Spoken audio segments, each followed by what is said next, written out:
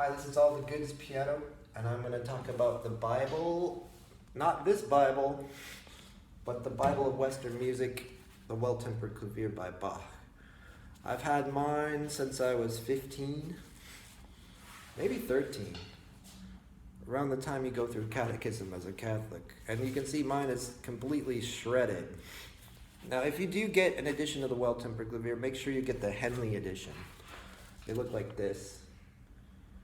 They're much better laid out. They're urtext, so urtext basically means it doesn't have anything that Bach didn't write.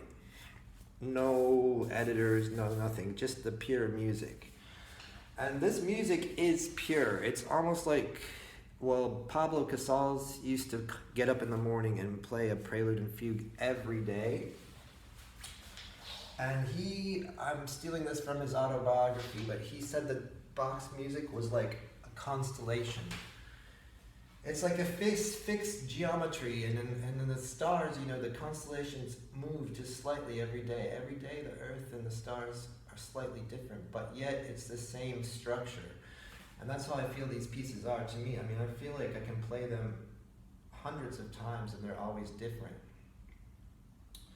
So what I'm going to talk about today is the first prelude. And the first prelude, so they say that this is the Old Testament of Western keyboard music, the Bach's preludes and fugues. The New Testament is Beethoven's 32 sonatas and fugue, 32 sonatas.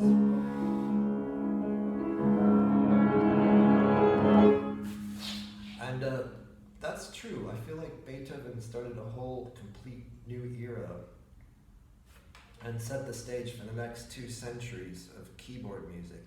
But this set the stage until Beethoven, and it's still relevant. It's not like it's not setting the stage. There's jazz, those famous jazz artists, like Jackie Baird, he had this on top of his piano.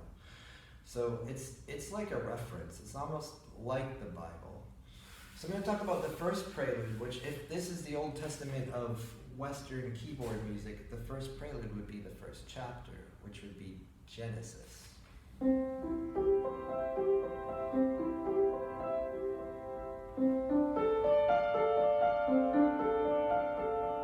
God said, "Let there be light," and there was light. And then Bach found it good.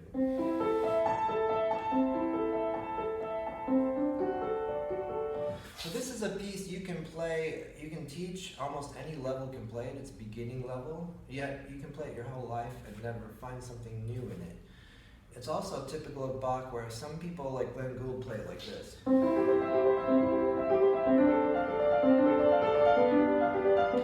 But others play it maybe like shift, I don't know who, but others play it very slow.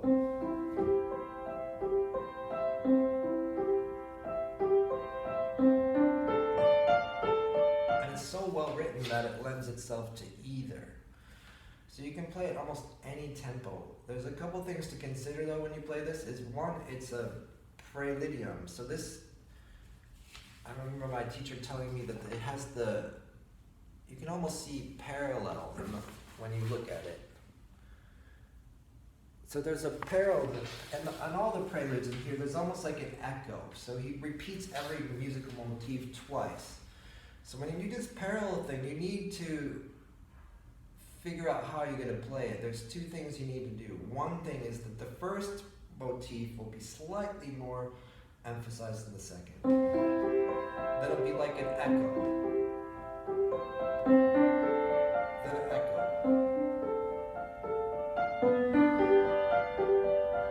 So there's a slight emphasis on the first motif, then an echo. The other thing is there's breath between measures. So what I mean by breath is that you're going to breathe, not necessarily with your body, you could, but it's more with your hands. Just a little bit of lift between the measure. Now, I'm exaggerating a little bit, but it's always there, the breath. And that makes it, I don't know, it makes it more, it's like your grammar. And if you don't have commas or periods, it's going to sound just like a run-on sentence. You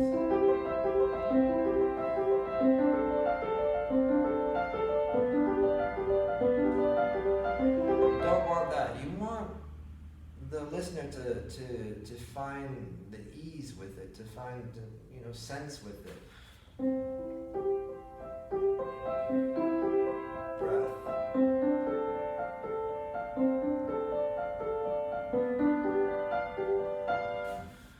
What else do I have to say? Well, I would say make sure you play this song, make sure you learn it. The other interesting thing about it is this prelude is, like I said, one of the most easiest pieces to play, but the fugue from it is a 4-part fugue, and it's one of the hardest pieces you could play. I mean, I don't know if you ever tried to play 4 voices at one time with 2 hands, but it's extremely difficult. So he doesn't pull punches. He could have made the first one more complicated, but somehow it just makes sense to make this beautiful, simple piece, but extremely complex at the same time. It's like the beginning and the end. It says almost everything about life in one little piece. So I just highly recommend you check out the Well-Tempered Clavier and you play this song and teach it to your students. If you're a teacher, teach it to your students. It's going to be worthwhile. It's something they can play their whole lives and they'll always remember, and it's just lovely. All right, that's it for allthegoods.piano.com. See you next time. Bye-bye.